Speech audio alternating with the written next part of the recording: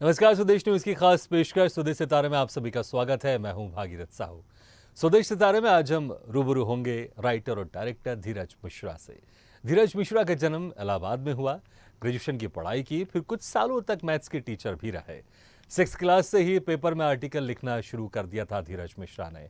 फिर पढ़ाई के बाद लेखक बनने की इच्छा के साथ मुंबई का रुख किया और वहां कई सालों तक फिल्म जर्नलिस्ट के तौर पर भी काम किया। इसके बाद फिल्मों और टीवी सीरियल का रुख किया और कई फिल्में और टीवी सीरियल में लेखक के तौर पर काम किया, जिसमें लेखक के तौर पर प्रमुख फिल्में हैं सरोजनी, तो वहीं चापेकर ब्रदर्स और ऐसी बहुत सारी फिल्में हैं, जिसमें से एक और अहम फिल्म है hero of nation Chandrashekhar Azad.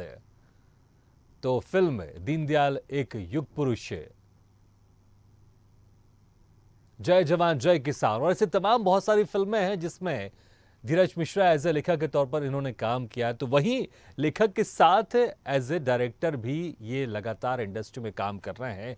इसमें एज ए डायरेक्टर की अगर हम बात करें, एज ए डायरेक्टर के तौर पर इनकी अभी तक 2 फिल्में आ चुकी हैं, जिसमें एक आलिंगन है तो दूसरी है बहुत जल्द हम दूसरी जो फिल्म है इनकी हीरो ऑफ नेशन चंद्रशेखर, इसके भी डायरेक्टर हैं धीरज मिश्रा।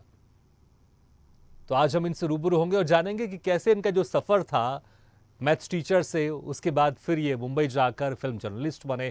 फिल्म जर्नलिस्ट के बाद फिर फिल्मों और टीवी सीरियल में इनका लेखक का सफ़र कैसे शुरू हुआ और उसके बाद लेखक से फिर ये डायरेक्टर कैसे बने, और इसके बारे में हम जानकारी लेंगे। और क्या कुछ खास इनके एक्सपीरियंस रहे हैं, इसके साथ हमारे साथ जुड़ जा रहे हैं सीधे लेखक और डायरेक्टर धीरज मिश्रा। धीरज जी, आपका बहुत बहुत स्वागत है स्वदेश न्यूज़ की खास पेशकश स्वदेश सितारे में। धीरज जी, आपको हमारी आवाज सुनाई दे रही है? जी जी, आवाज आप आ रही है। जी धीरज जी, एक बार फिर से आपका स्वागत है।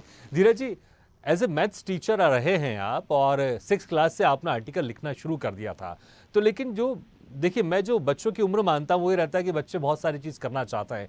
छोटे बच्चे रहते हैं, कभी वो आर्मी में जाना चाहते हैं, कभी वो पुलिस में जाना चाहते हैं, बहुत सारी चीज़ें करते ज़रूर है, लेकिन प्रोफेशन एज ए प्रोफेशनल के तौर पर उस चीज़ को लेना वो एक समय के बाद इंसान डिसाइड करता है, खासकर जब 10th के बाद या कॉलेज में पहुंचता तब वो डिसाइड करता है कि हाँ, मुझे इस फील्ड में जाना चाहिए, मुझे इस प्रोफेशन को चुनना चाहिए। तो भले ही आपने 6th क्लास से आपने आर्टिकल लिखना तो शुरू कर दिया था, लेकिन जो प्रोफेशनल के तौर पर इसको आपने कब चुना कि मुझे एज ए लेखक बनना है?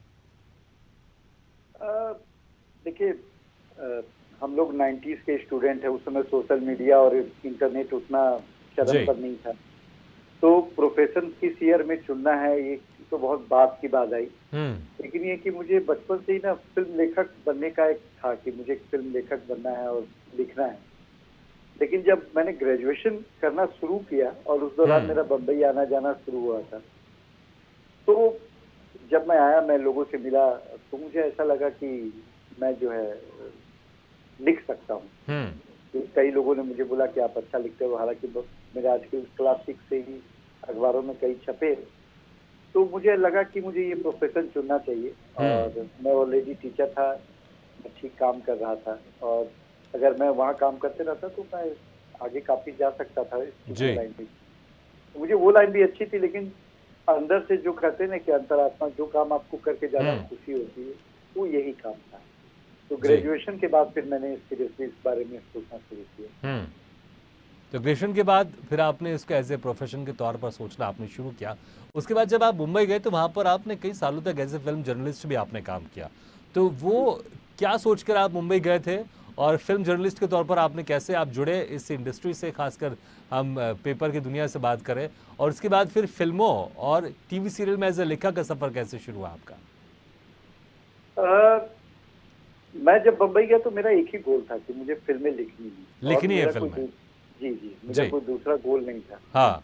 लेकिन उस दौरान मुझे स्ट्रगल के दौरान में कई जर्नलिस्ट दोस्त मिले। हाँ। तो एक दो बार ऐसे हुआ कि हंसी खुशी में लिखते लिखते तो बोले, यार आप आर्टिकल भी अच्छा लिखते हैं। हाँ। अच्छा, उस समय मेरे पास यहाँ मेरी बहन रहती थी बम्बई में, लेकिन हाँ, एक बेसिक खर्च होता है जब आप स्ट्रगल करते हैं कहीं आना जाना, तो उसके लिए कुछ पैसे चाहिए होते थे।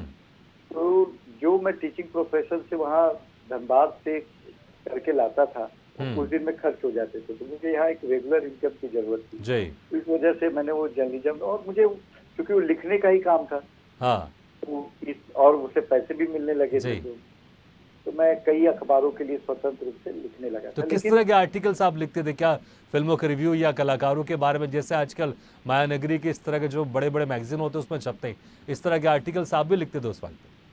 जी, मैं हिंदी में ही लिखता था और फिल्म समीक्षाएं लिखता था, हाँ। और ज्यादातर बड़े डायरेक्टर्स का इंटरव्यू करना पसंद करता था। हम्म। उसके पीछे मेरा एक अपना एक लालच था। एक तो सीधे उनसे मुलाकात हो जाती थी उस जी। बहाने, और मैं उनको बता भी सकता था कि मैं भी लिखता हूँ, तो जी। उनसे टिप्स वगैरह मिलती थी और थोड़े हेल्प भी हो जाता था।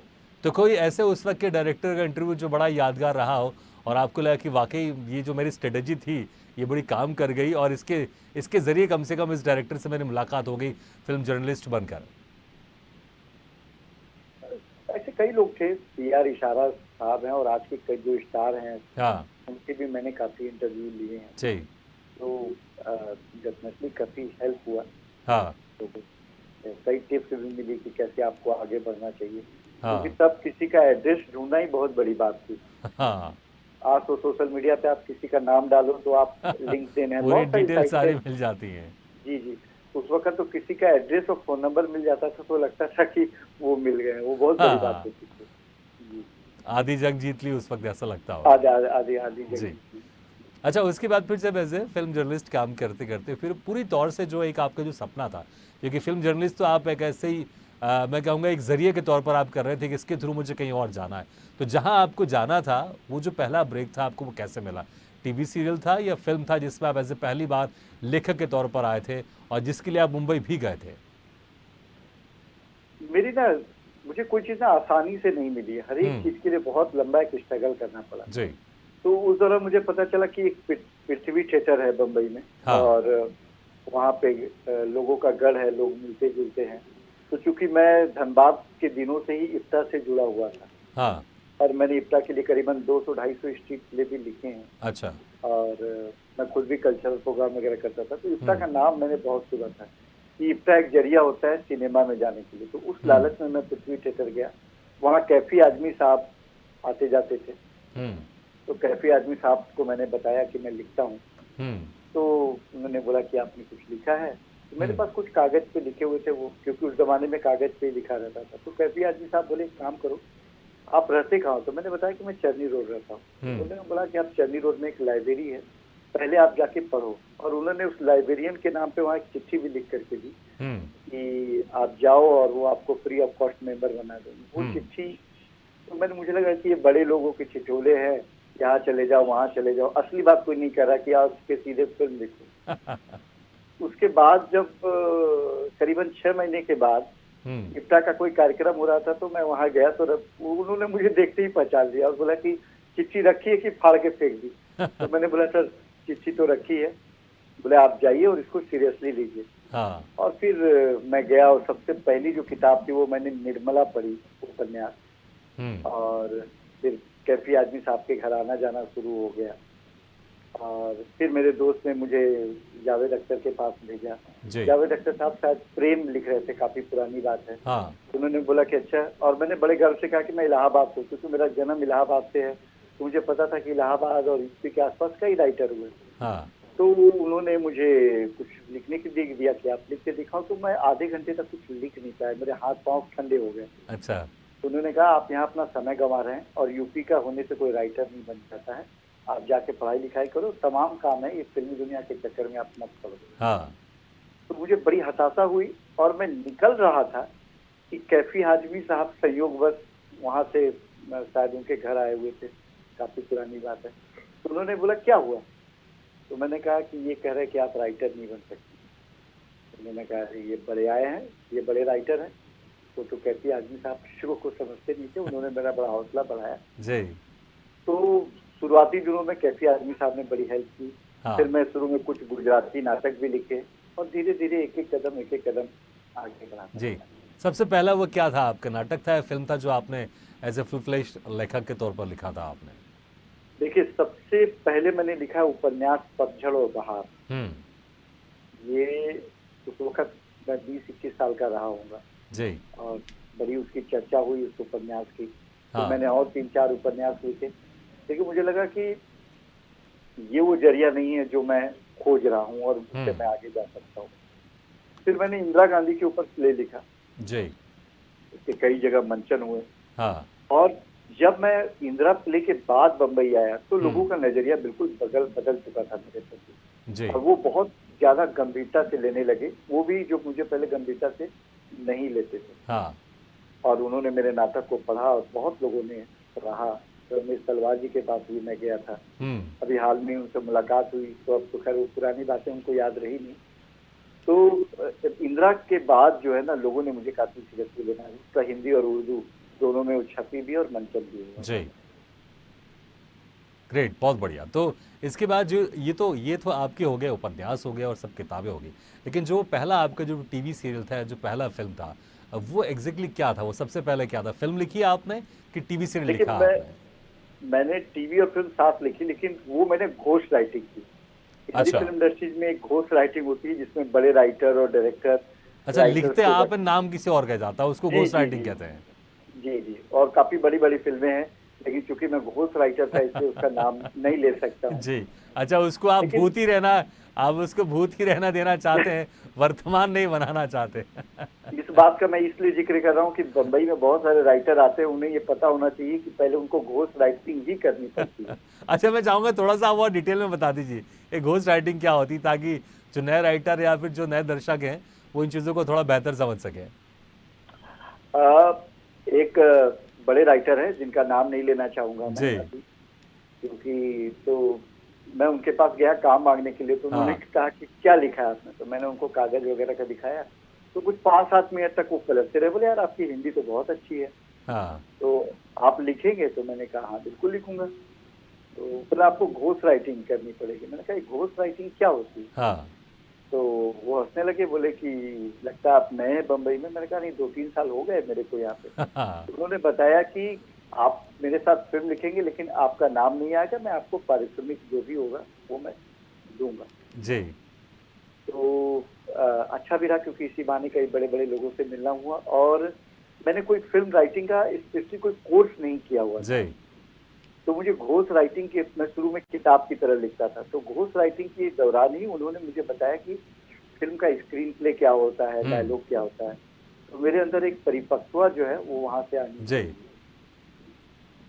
बिल्कुल। चलिए, तो आपको तो बहुत कुछ इसमें सीखने को मिल गया घोस्ट राइटिंग में, लेकिन घोस्ट राइटिंग मुझे लगता है कि जो हमारे जो नए दर्शक हैं और ये जो इस फील्ड में जाना चाहते हैं, जो राइटर बनना चाहते हैं, वो इस चीज़ को बेहतर समझ जाएंगे कि हाँ, आप लिखेंगे लेकिन नाम किसी और का जाएगा, इसको घोस्ट राइटिंग कहते हैं। तो मैंने कहा आपने एक नए शब्द का इस्तेमाल किया, क्योंकि बहुत सारे लोग इस शब्द को जानते नहीं होंगे, जैसे आप नहीं जानते थे क्योंकि आप इस फील्ड के, लेकिन तब भी आप नहीं जानते थे। तो मुझे लगता है जो आम दर्शक वो तो शायद पहली बार इस तरह के शब्दों को सुन रही होगी, क्योंकि मैं भी सुन जी के बड़ा अचंभा हुआ कि घोस्ट राइटिंग होती क्या है। अच्छा, रमेश जी रमेश सिप्पी जी के साथ भी आपने एक टीवी सीरियल में एज ए लेखक के तौर पर काम किया है, कोप्पा ये टीवी सीरियल था, और इसमें जी क्रिएटिव हेड भी थे आप, और बड़ी जी। नोकझोंक होती थी आपकी रमेश सिप्पी जी के साथ। तो आखिर किस बात पर नोकझोंक होती थी आपकी अक्सर उनसे? एक तो देखिए जनरेशन गैप है, दूसरा हाँ। रमेश जी अपने आप में एक बड़ा इंस्टीट्यूशन है, जी। और हर लेखक को लगता है कि उसने जो लिखा है वो बहुत ही बेहतर लिखा है। हाँ। और उस वक्त मेरे 3-4 टीवी सीरियल एक साथ चल रहे थे, हाँ। और रमेश जी स्क्रिप्ट को लेके बहुत ज्यादा ही बहुत ज्यादा ध्यान देते, तो उनको लगता हाँ। था कि एक एक चीज पर काफी ध्यान देनी चाहिए। हम्म। अच्छा, अब जरा जमाना फास्ट हो गया, हम लोग आजकल व्हाट्सएप पे भी भेज देते हैं, मेल भी हाँ। कर देते हैं, तो सर के साथ वो नहीं हो सकता था। उनके बारे में कुछ भी कहना सूरज को दिया दिखाने के समान है। जी। तो शुरू में हमारी कई बार नोकझोंक होती थी कि नहीं नहीं ऐसे जाना है, ऐसे जाना, तो मैं थोड़ा इरिटेट भी हो जाता था। हम्म। लेकिन बाद में क्या होता है कि एक बार तो हम लिख लेते हैं, फिर लिख के बाद हम सोचते हैं, तो जो सर के सजेशन होते थे जब मैं घर आता था, तो मुझे लगता था कि नहीं, जो सर ने कहा है वो बिल्कुल सही कहा है। उस वक्त थोड़ा सा इरिटेट होता था, लेकिन बाद में ऐसा लगता था कि उन्होंने सही कहा है। जी। अच्छा, फिर जब मैं लिखने का, तो मेरे अंदर बड़ी लालच होती थी, मैं शोले के बारे में पूछने बैठ जाता था, सीता गीता के बारे में, सांग के बारे में, तो कई सारी चीजें उन्होंने मुझे बताई जो बहुत सारी लोगों को मालूम नहीं है। जैसे सांग फिल्म एक दृश्य है जिसमें वो जो अमिताभ बच्चन और शशि कपूर का दोस्त होता है जो विकलांग होता है, उसके मरने का जो दृश्य है, वो फिल्माने में उनको 21-22 दिन लगे। तो ऐसी कई सारी बातें मुझे उनसे पता चली और बुनियाद की उन्होंने कई सारी बात बताई, तो मुझे बहुत कुछ जानने को मिला उनसे। बिल्कुल, तो बहुत कुछ आपको उनके साथ जानने को मौका मिला। अच्छा, एक फिल्म है आपकी जय जवान जय किसान, इसमें भी आप एज ए लेखक के तौर पर काम किया आपने, और जो बड़ी ही लीजेंड एक्टर है ओमपुरी साहब, आपने उनके साथ इसमें काम किया था, तो कैसा एक्सपीरियंस था उनके साथ? देखिए, जय जवान जय किसान मेरी पहली एज ए राइटर फिल्म थी। मैं इस फिल्म में क्रिएटिव हेड भी था और मिलन अजमेरा जी इसके डायरेक्टर थे। सबसे पहले बड़ी इंटरेस्टिंग बात है, इस फिल्म का ध्यान मुझे कैसे आया। मैं एक दिन केबीसी बैठ के देख रहा था और केबीसी में अमिताभ बच्चन ने सवाल पूछा कि किस आदमी ने अपनी दहेज में सिर्फ चरखा और सूत मांगे थे, तो उसका जवाब लाल बहादुर शास्त्री था। तो लाल बहादुर शास्त्री के बारे में मैं थोड़ा बहुत जानता था कि भारत के ये दूसरे प्रधानमंत्री रहे, लेकिन और उनके पास पैसे नहीं थे तो उन्होंने नाव के बजाय तैर के पार करना। तो मुझे अंदर बड़ी एक क्यूरियोसिटी जगी कि कौन है ऐसा आदमी। फिर मैं आनंद भवन गया, वहाँ से कुछ किताबें देखी मैंने और पढ़ना शुरू किया लाल बहादुर शास्त्री को, और एक स्क्रिप्ट जो एक बेसिक स्क्रिप्ट होती है वो तैयार की। और मैं जितने भी बड़े फिल्म मेकर है सबके पास गया, सबको स्क्रिप्ट बहुत अच्छी लगी, लेकिन उस वक्त कोई बायोपिक नहीं बनाता था और ऐतिहासिक पुरुष के ऊपर तो कोई बायोपिक डरते थे लोग बनाने के लिए, पता नहीं क्या बात थी। और इसी में मुझे दिल्ली के मदन लाल खुराना मिले, उनसे मैंने बातचीत हुई। उनके जो बेटे हैं सचिन खुराना, उनसे मेरी दोस्ती हुई थी। तो वो बोले कि मैं इस फिल्म को प्रोड्यूस करूंगा और वो तैयार हो गए करने के लिए। तो डॉक्टर राजेंद्र प्रसाद का रोल करने के लिए हमें एक अच्छे सक्सेस की जरूरत थी जो अच्छी हिंदी बोल सकता हो। तो मैं ओमपुरी के पास गया और वो किसी फिल्म के शूट कर रहे थे, तो उन्होंने आइडिया सुना और मुझे लगता है कि 5 मिनट के अंदर हाँ कर दी कि मैं ये फिल्म कर रहा हूँ जी, और आप मुझे को पूरी स्क्रिप्ट बता। तो उस समय मैंने कुछ कच्चा ड्राफ्ट तैयार किया था, उनको बेसिक बताया। तो जब पहली बार स्क्रिप्ट लेके गया तो बड़ी तारीफ करने लगे, बोले यार स्क्रिप्ट तो बहुत अच्छी है, लेकिन इतनी टफ हिंदी है कि बाकी के आर्टिस्ट तो बोल ही नहीं पाएंगे, आप थोड़ा इसको सॉफ्ट कर दो। तो मैंने कहा सर आपके भी डायलॉग सॉफ्ट कर दो, तो उन्होंने कहा नहीं मेरे डायलॉग मत सॉफ्ट करो, बाकी आर्टिस्ट के डायलॉग सॉफ्ट कर दो थोड़े। और वो एक ऐसे आर्टिस्ट थे कि अब बेचारे इस दुनिया में नहीं है, लेकिन उनकी एक एक बात मुझे याद आती है कि कभी शूटिंग से पहले या शूटिंग के दौरान एक जरा उन्होंने कभी जताया नहीं कि कितने बड़े और महान कलाकार जी। और यही लोखंडवाला में रहते थे, शूटिंग से पहले भी मुझे कई बार बुलाया और बार बार उस स्क्रिप्ट को सुन रहे थे। बोले मेरे पास अभी इतना वक्त नहीं कि मैं इसको पढूं, और बहुत बेहतर होगा कि आप इसको पढ़ के नरेट करोगे तो ज्यादा अच्छा रहेगा। और उस फिल्म के बाद हम लोग प्रयाग फिल्म फेस्टिवल में भी साथ रहे, तो मेरी दूसरी फिल्म चाफेकर ब्रदर्स भी करना चाहते थे और वो भी स्क्रिप्ट अच्छी थी, लेकिन जब फिल्म शूट करने के समय तो कनाडा के सीरियल के कॉन्ट्रैक्ट से बंधे हुए थे, इस वजह से वो चाफेकर ब्रदर्स का हिस्सा नहीं बनता है। बिल्कुल। अच्छा, एक फिल्म आपकी और आने वाली है गालिब, जिसमें जो सीता जी का जिन्होंने किरदार निभाया था रामायण में, दीपक चिखालिया जी, दीपिका चिखालिया जी, उसमें बहुत एक इम्पॉर्टेंट किरदार में नजर आ रही हैं। तो ये किस तरह की स्टोरीज है? और मुझे लग रहा है शायद इसके पहले हालांकि एक फिल्म और आई थी, वो जो फिल्म शायद बाला फिल्म थी, इसमें उनका एक किरदार था, लेकिन इससे ज़्यादा बड़ा किरदार इसमें आ रहा है। तो किस तरह की ये फिल्म है गालिब, और क्या कुछ एक्सपीरियंस था दीपिका जी के साथ काम करने का? ये फिल्म 23 सितंबर को रिलीज हो रही है और आपको मैं बता दूं कि बस मुझे लगता है 22 दिन मुश्किल से।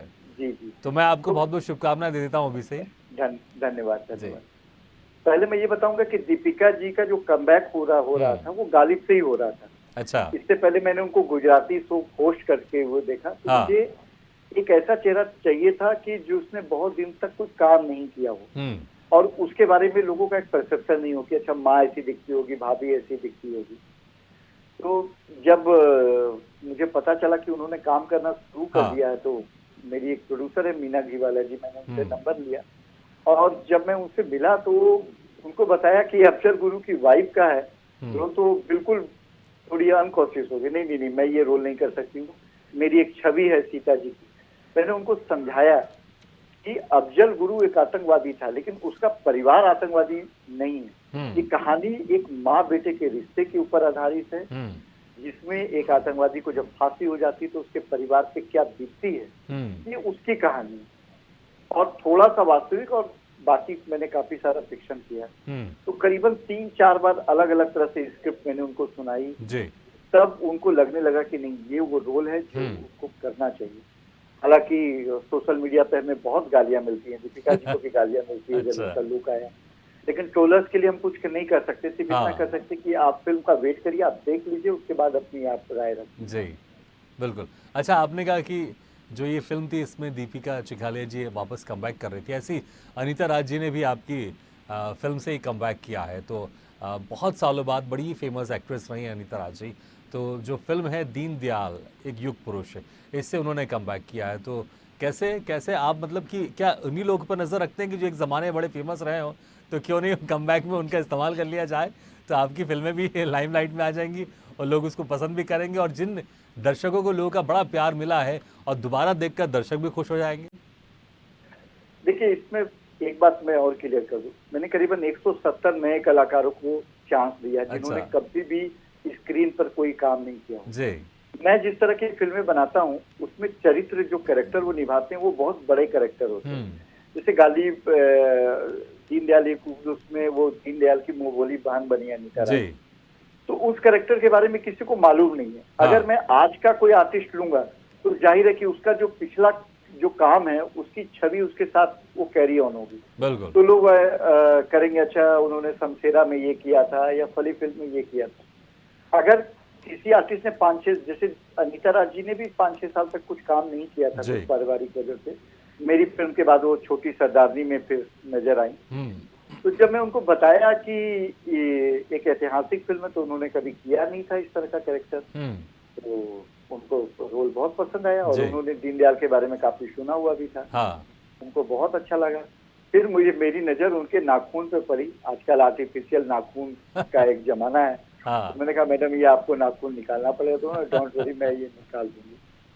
तो इस तरह से अनीता जी दीनदयाल जी को, तो हमें मुझे एक ऐसे चेहरे की तलाश होती है जिसने 2-3 साल 6 साल कुछ काम नहीं किया हो। हाँ। जैसे अभी मैं तुरंत और नहीं, सबसे खास बात है कि आप उनको राजी भी कर लेते हैं अपने साथ काम करने के लिए। जी जी जी जी बिल्कुल, क्योंकि वो आपकी स्टोरीज की एक जो जिस तरह से आप प्रेजेंट करते होंगे, जिस तरह से आप स्टोरी लेकर जाते होंगे, तो मुझे लगता होगा चाहे वो ओमपुरी साहब हो या दीपक चिखालिया जी है या अनीता राज जी हैं, ऐसे सब बड़े बड़े एक्टर या एक्टर मना कर ही नहीं सकते होंगे जब आप उनको स्टोरी बताते होंगे, आप उनको स्टोरी सुनाते होंगे। अच्छा, राइटर तो ऐसे आपने बहुत काम किया है, लेकिन एज ए डायरेक्टर भी आप लगातार बहुत अच्छा काम कर रहे हैं। जो आपकी एक फिल्म है आलिंगन और hero of nation Chandrashekhar Azad, इसके आप डायरेक्टर भी हैं। तो राइटर से कैसे डायरेक्शन में जाने का आपने सोचा? डायरेक्टर बनने के लिए मुझे कई बार प्रस्ताव मिला, लेकिन जो आलिंगन की कहानी है वो मेरे दिल को छूती है और काफी टाइम से मैं सोच रहा था कि इसको करूं। तो लॉकडाउन जब लगा कोरोना का, तो उस वक्त हम सब लोग अपने घर पे मौजूद थे। हाँ। तो उस वक्त मैंने ये सरोजिनी और आलिंगन ये दोनों की स्क्रिप्ट को फिर से रीराइट करना शुरू किया, वापस से लिखना शुरू किया। और लिखने के बाद लगा मुझे कि आलिंगन मुझे ही डायरेक्ट करनी चाहिए। हालांकि इसमें मेरे सहयोगी थे दर्शन, जो काफी साथ मेरे काम कर चुके हैं। उसी तरह से hero of nation Chandrashekhar Azad में भी मेरे साथ राजा रणदीप गिरी जी थे साथ में, तो बड़ी अच्छी बॉन्डिंग है मेरे उनके साथ में। तो जो एक फिल्म का एक बेसिक स्ट्रक्चर होता है बनाना, ठीक है, और उसको डायरेक्ट करना, ये अलग अलग आपको लगा कि जो आपने लिखा है आप ही उसको बेहतर तरीके से आप इसको स्क्रीन में लेकर आ पाएंगे और बेहतर तरीके से आप डायरेक्ट कर सकते होंगे, तो इसलिए फिर सोचा कि क्यों नहीं, क्योंकि एज ए राइटर तो आप हैं, डायरेक्शन भी शुरुआत की जाए। बिल्कुल, वाकई बहुत अच्छा सोचा आपने। अच्छा, बहुत सारी आपने, मैं समय बहुत कम है, मुश्किल से हमारे पास कुछ ही सेकंड का समय होगा, लेकिन एक जिक्र ज़रूर करना चाहूँगा कि आपने इतनी सारी बायोपिक आपने रियल पर्सनालिटी पर बनाई है, चाहे वो दीनदयाल जी हों, चाहे वो चंद्रशेखर आज़ाद जी हों, चाहे वो चापेकर ब्रदर्स हों, चाहे वो खुदीराम बोस हों। आपने बहुत सारे जो रियल हीरो हैं उनके ऊपर आपने बायोपिक बनाई है, और इसी को लेकर मनोज कुमार जी ने भी आपको कहा है कि आप दूसरे भरत कुमार हैं। तो बस 10-15 सेकंड में ज़रा उनका जिक्र ज़रूर कीजिएगा आप जाते जाते। हम लोग गोवा फिल्म फेस्टिवल में गए थे जी। और वहाँ मैंने उनको जय जवान जय किसान का ट्रेलर दिखाया और मनोज जी व्हील चेयर पे थे। आज भी मेरे रोंगटे खड़े हो जाते हुए ये बात याद करें। तो वो ट्रेलर देख के दोबारा तिबारा देखा उन्होंने और बोला कि ये मेरी भविष्यवाणी है कि आप अगले भारत कुमार बन सकते हैं। बिल्कुल, वाकई, क्योंकि जिस तरह से लगातार आप एक के बाद एक आप बहुत सारी बेहतरीन और बायोपिक आप फिल्में बना रहे हैं तो इसके लिए आपको बहुत बहुत शुभकामनाएं। आप ऐसी अच्छी अच्छी फिल्में बनाते रहें। जो आपकी गाली फिल्म रिलीज़ हो रही है इसके लिए आपको बहुत बहुत शुभकामनाएं, और वक्त निकाल कर आपने हमारे इस कार्यक्रम में शिरकत की, इसके लिए बहुत बहुत शुक्रिया आपका। Thank you very much once again. तो स्वदेश सितारे में आज हम रूबरू हुए राइटर और डायरेक्टर धीरज मिश्रा से। अगले बार हम फिर किसी शख्सियत से मुलाकात करेंगे, तब तक के लिए दी इजाजत। लेकिन खबरों का सिलसिला लगातार जारी है, आप देखते रहिए स्वदेश न्यूज़, सबसे पहले देश।